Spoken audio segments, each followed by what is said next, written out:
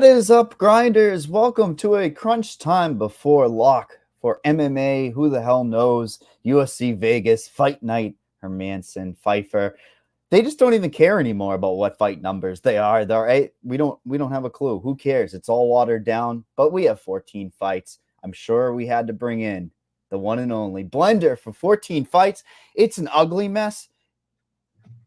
But I feel like this is MME slate all up and down the card, baby. It's Varian City. It's a lot of it's tons of fighters that you have absolutely no confidence in. So why not just play a lot of them and see what happens? 14 fights since I didn't cover it on Friday. We did the Super Bowl stuff with Score Patrol.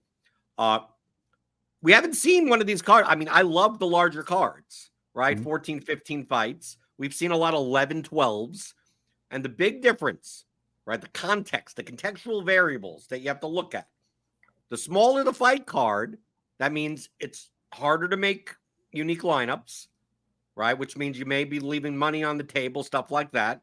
And secondly, the more options, that means the more chances for people scoring 100 plus points.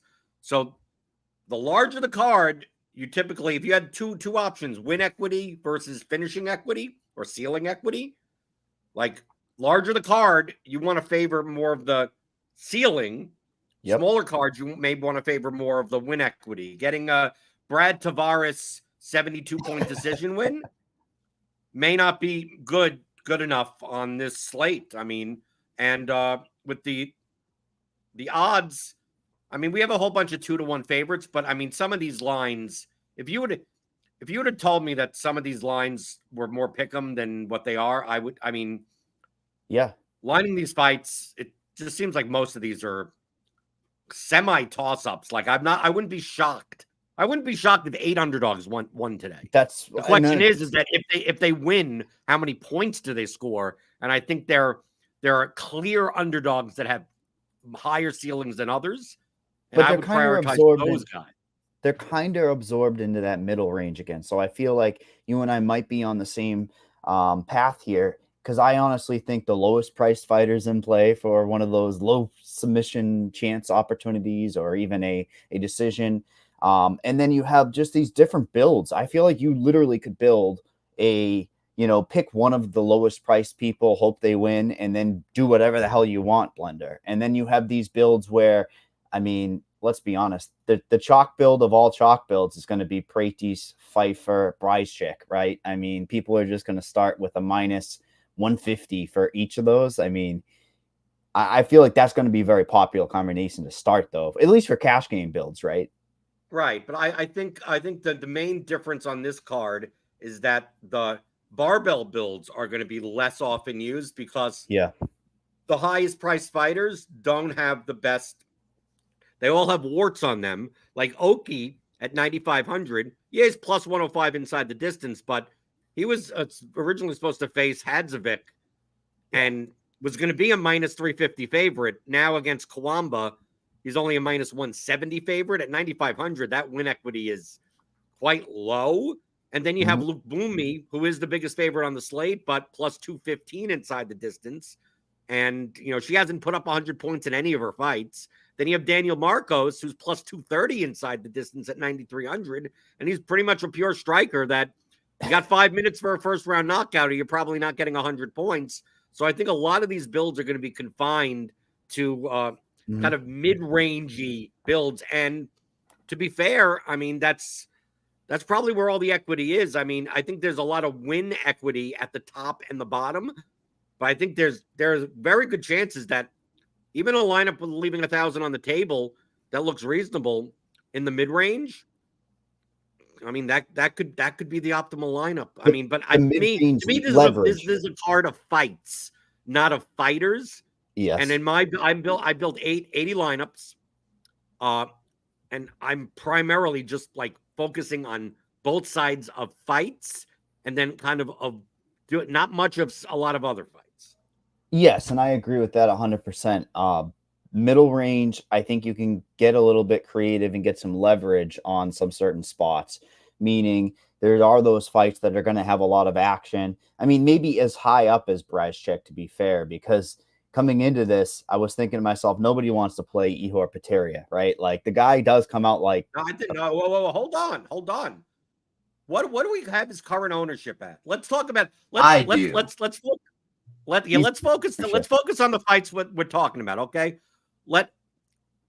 There's two fights to me that stand out, the two three-round fights that stand out to me more than any other fights. But let's first, because people, we want to go in some type of order. The main event, Pyfer and Hermanson. Yeah. Pyfer is going to be one of the most owned fighters, and with 14 fights on the card and people underneath him that could outscore him, Pyfer isn't like high volume or anything. Rodriguez and Clark have grappling floor to ceiling upside. So right away, I couldn't believe that Pyfer's going to be over 50%. I mean, that's just the bias in MMA and DFS MMA. You think it's going to be lower? Really? No, I mean, he'll be high. I have him at 43% owned. And I still think that's over-owned. He's fine.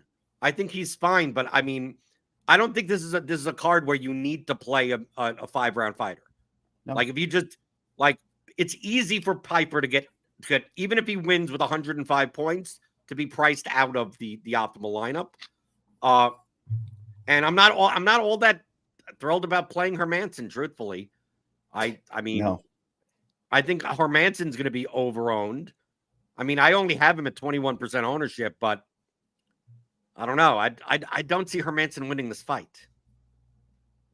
We'd probably have to grapple, I would imagine. Mix in some control time, some, against the cage, something like that. And that would score well, but I agree. I think he's just long in the tooth.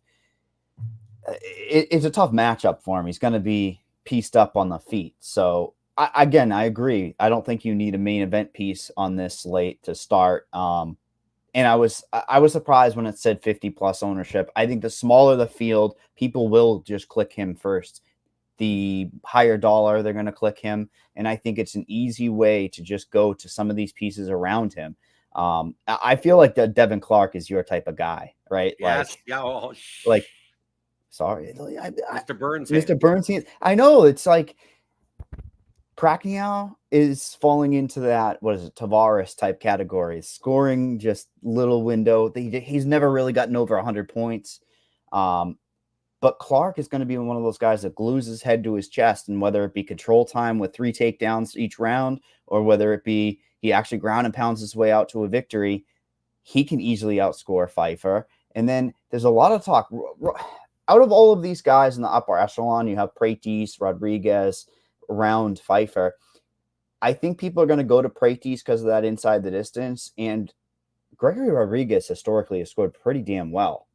I don't know if you've seen. Yeah, but I mean, the problem with that fight is that I think Brad Tavares is a decent fighter.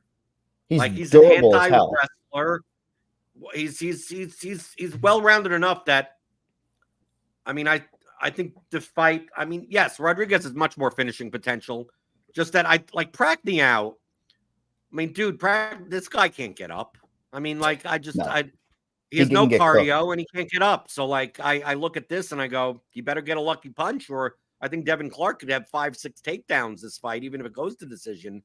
At least with Rodriguez plays a little bit reckless, that I could see Tavares actually having success. And, I don't think Rodriguez scores well enough in a decision on a 14-fight card. But the 2 fights, let's not bury the lead. I said there are 2 fights that you should be targeting that I have so much of. Let's hear it. First off, let's mention Brycek Potiera. Yes. It's -900 to end inside the distance. And I don't trust. I mean, Brycek's a newcomer, right? He's gotten 5 straight knockouts on the suspect competition. Mm-hmm. Potiera, we've seen, is awful. He beat Shogun Rua. That's it. Right? A 40-something plus whatever, that's it. He's awful. Someone's probably winning in the first round here. Because it's not like Brycek. Brycek's, who knows? He could be dust also. He could be nothing also. It's hard for me not to play one of these 2 fighters and just hope this is not a no contest. Because it's hard for me to see this going past 7.5 minutes. And at their prices, even a round 2 finish at 8,800 could still score 100 points. Let me tell you, though, Potieria did not look good on the scales. I know you don't want to hear these things, but I still have to say he looked terrible. Hold on. Isn't Potieria like cutting down like 2 weight classes or something? Late notice, yes. I believe he was one of the ones that missed weight, did not look good at all. But regardless, the heat's coming, right? Like, he's going to continue to go out there and swing for the fences, so it doesn't really matter, especially from a DFS standpoint. Sometimes we get looking at those narratives that don't need to be there, and if it's a minus 900 and somehow it swings the other way and Potieria is the winner, that's some piece you're going to need. Let me guess one of the other fights. Is it going to be the Guskov fight? Yeah, of course. Pauga against Guskov. We had a question, but it said Guskov question mark to lead off the show on X from Luke. And that's my thing, is I think he's an X factor to the slate. If he's hashtag bad, there's going to be a ton of fantasy upside. And I feel like Pauga has somewhat of a brain, can go in there and take over this thing down the stretch, second, third round, lay on him, prey on him, maybe take him out with some ground and pound, anything like that. But Guskov's first round equity on this slate is going to be pretty damn good. Yeah, he's plus 125 inside the distance, but you got 5 minutes. Mm-hmm. I think he got 5 minutes. Pauga doesn't finish anyone, but I mean, if these are the types of fights. Remember, this is not like a pay-per-view card where we actually get good fighters, right? This is an Apex card. They're throwing a whole bunch of people. Half these people are fighting for their jobs, right? They have multiple losses. So you have to consider, I love these types of fights because guys could go in, fighters could go in. There's one women's fight, could go in and look like a minus 500 favorite no matter which side it is. Either because one person just is not up to snuff, even just after on the scales, or that they get exhausted. I mean, like, it's quite possible Guskov almost knocks out Pauga in the beginning. Just gives up 130. Right, cardio goes dead, and then Pauga just destroys him for 2 rounds on the ground and scores 130 points. There are tons. I mean, the card is full of this that, don't stray away from like the opponents of people that have very glaring flaws, especially in cardio. Is this a case where you'd actually like Pauga a little bit more over Guskov because of the case where he's 16%, half the ownership on Guskov, where Guskov's window hypothetically looks pretty small, and then again, we think that he can take over, and I feel like he can do enough down the stretch to really score well. What is he, 8,400 Pauga? I don't think the salary necessarily means anything. Than Guskov, Mike. Yep. My general notion in MMA DFS is that the more high variance the fighter is, the more likely I'm going to do the opposite of what the field does, right? So if Guskov is going to be higher owned, I have Guskov at 28 and Pauga at 20. Guskov's window, I mean, I can't see Guskov winning a decision here. I mean, like these are small window fighters. I think small window fighters that are popular this slate, one of them is Guskov, and I think another one is Rodolfo Vieira. You buried my lead, so I was going next. I was going to say you. Well, I'm not burying it. I'm telling you what the lead is. I mean, Rodolfo Vieira is kind of in that zone also. I have him at 33% owned. At least he's not knockout or bust. He's submission or bust. But if he can't get Petrosian down, he's dead. But that's the thing, is like he could score well over 3 rounds, but I don't want to invest on this card into that at that ownership. And honestly, out of all of these fights on this slate, and usually in this middle range, we're looking for that combination of win equity plus the upside, right? Dead heat middle range. I just feel like this fight could bust, and it could be a Vieira controls first round, Petrosian takes over, kickboxes, and scores his 75 points, and that's just not going to be enough. And I feel like there's going to be quite a bit of ownership in this fight. No, I agree. Now it can go the other way. Right. I also think that type of fight could also be the Wells Griffin fight. I'm much lower than the field on Jeremiah Wells. I know that he has wrestling upside. It's not like I'm playing much of Max Griffin. Essentially, he's got about 5 minutes to score 100 points. He's not going to, I mean, he's a knockout, pretty much or Yeah, bust type of fighter. But but he's I mean, it priced could up. quite possibly be Jeremiah. Same type of thing. And I think another one is the Ige Feely fight. Like, that's the fight I have the least of. Ige Feely. That's the fight I think that's most likely to go the distance. I don't see You much need a grappling zillion there. strikes. You're only beat by a Right. zillion strikes. That's it. And I feel like if you're signing up for a zillion strike war, that's a fade I'm willing to take. So I agree with that statement. And I feel like Max Griffin, the Wells fight, to circle back to that one, that's one I'm not sold on, because Max somewhat can stall out some scoring and especially some prospects. I mean, I think Max was against was it Michael Morales a few slates ago and probably limited his upside. We thought, oh, Michael's going to go in there and knock his block off, and he's been able to stunt a little bit of He's that. not a bad fighter. I put Matt Griffin is similar to like Tavares. I mean, some of these guys, they're not bad fighters. So, like, on a 14 fight slate, it's not something, when the ownership is going to, I have 28% on Wells. Like, okay, let's see. If he could dominate Griffin, sure, he could get there. But I mean, he's only minus 150 to win. I mean, like, it's not like it's out there. Here's one fight.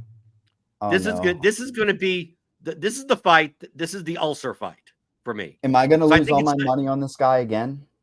No, maybe it's the third. I think it's the third best fight to target on the slate. Mm-hmm. And good luck figuring out what the hell is going to happen in this fight. Yep. But I don't think it's going to the scorecards. And it's in the mid range, which means it's probably, so whoever wins this fight is probably going to score well enough. And that's Michael Johnson versus Darius Flowers.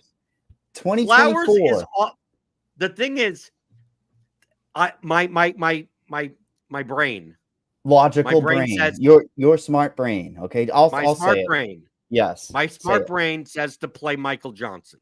No, because Darius Flowers is awful. But Flowers is going to be higher owned than Michael Johnson.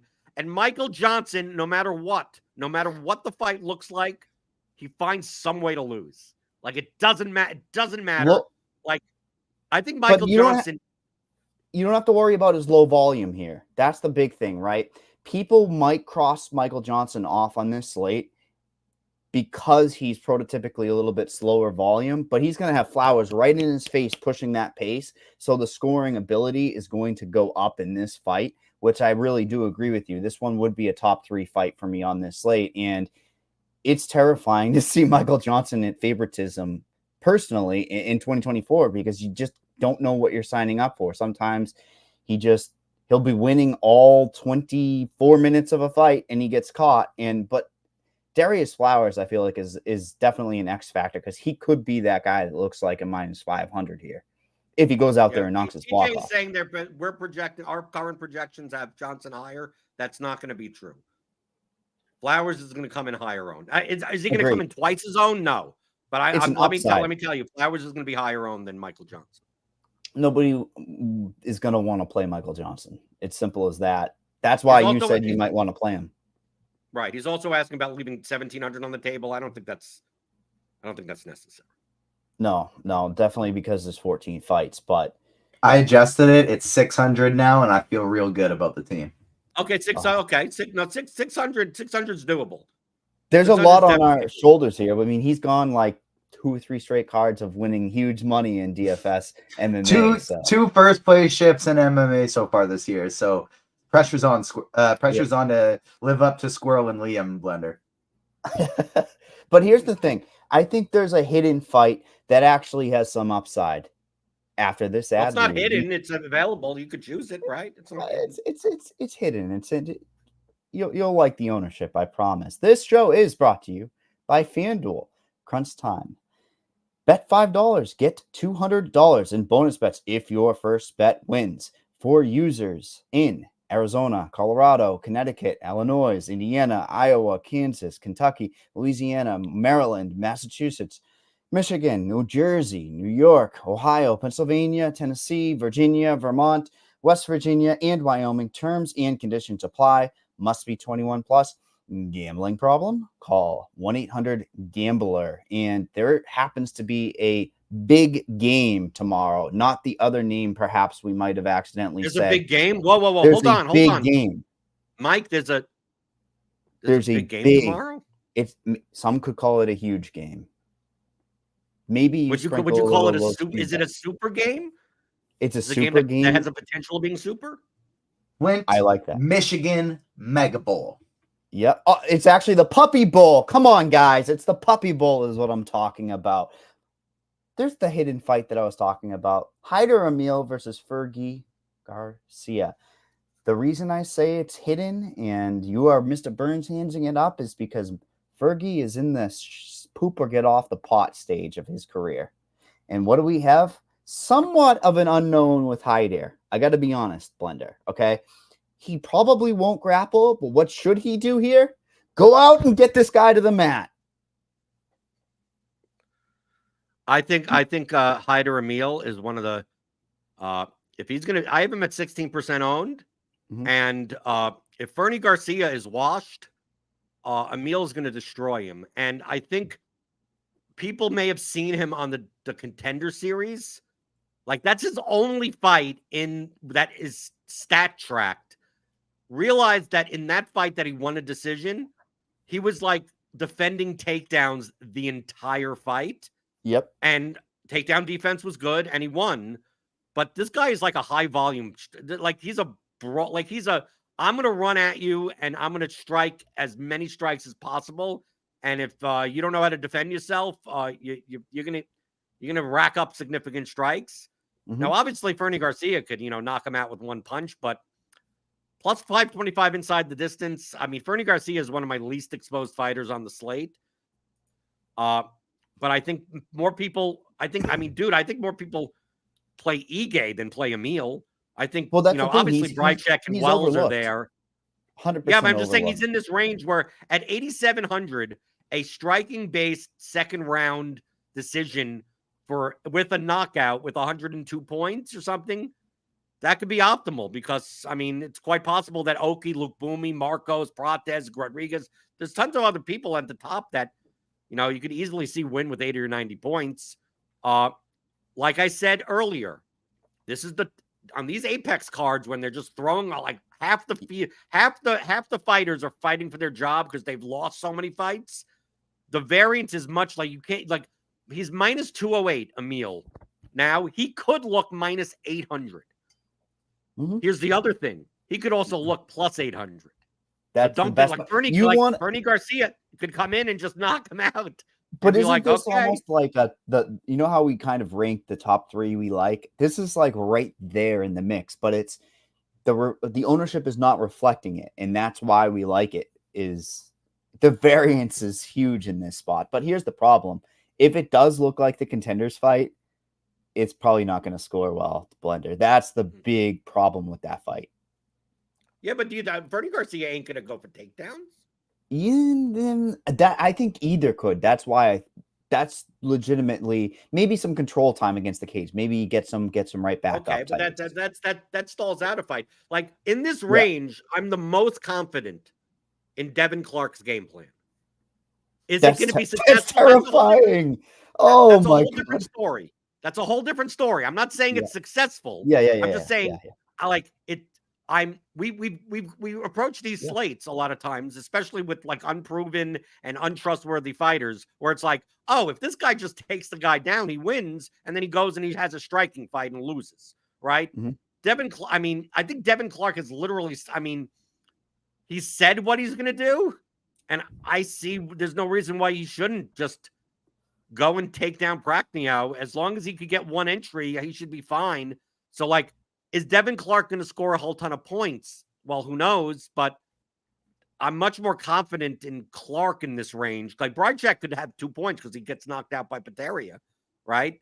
Like, I mean, it says a lot about this slate. It really does. When Devin Clark is the most reliable fighter on the slate, it says a lot. Another thing, we haven't talked about the fight that in the expert survey is the least. It's the one that to avoid. In our sims, it features the two fighters that have the lowest optimal rates, and and the expensive one is way overpriced for their median projection. But my bread and butter in MMA is made on these high-priced female fighters in Oh my matchups God. where they could look minus 1,500. And I think if Loma has a wrestling game plan, I mean, she could destroy Bruna Brazil. Now, if she doesn't have a wrestling game plan, she probably shouldn't even be a minus 300 favorite. And she's not historically a wrestler, really. We've only seen that in her past fight. So if This she is doesn't where I was wrestle, headed. right, she's screwed. Not she's screwed. She'll probably win a 3-round decision, score She comes from 86 points. kickboxing. She's Right. a kickboxing grappler, which is somewhat of like an evolution of her game. And the last, what was it, 2 or 3 fights? I'll look it up here in a second. She's actually scored pretty damn good. I mean, 89, 95, Yeah, but not 100. 91. Dude, 95 ain't going to be good for 9,400. But I'm just looking she for hasn't been scenarios, able Mike. to finish early. Imagine if she finishes early. That's Well, I don't a think that. low I mean, that's percentage. unlikely to A happen. very low percentage. But I wanted to bring in the case. Bruna Brazil is absolutely in play. This is an unfinished, not prospect, but she came in against Gomes as a favorite, 9,300 on that slate. She gets murked in the second round. I like buying low. That's something I like long term. I don't mind buying low on and taking a shot. Now, how are you handling like the Brazil and then Akiri Lang? Are you like, when you take a piece of one of those fighters, are you jamming in some of those inside the distance lines with those types of fighters? Because I think if you start with Akiri Lang or Brazil, you can really start getting unique. Then you can go to a Hyder or Emil. Then you can go to a Clark and then get some of those other pieces because they just allow you so much more for your lineups. And if the case that they win, I mean, you're talking about 30% money line equity for each of these fighters. Right, Akiri Lang, though, Akiri Lang actually can go for takedowns and stall a fight out, but that scores well, even if he's got his head and he's just holding them and he's doing these little, like, that's how he fights. It's just, it hasn't really come to any 100+ scoring. Well, I think Richie Lang is also going to be higher owned than we have him projected. I mean, the line value is worthwhile. The problem with these low price fighters, and I consider Trevin Giles to be one of them. I consider basically everyone under Potieria, Mm-hmm.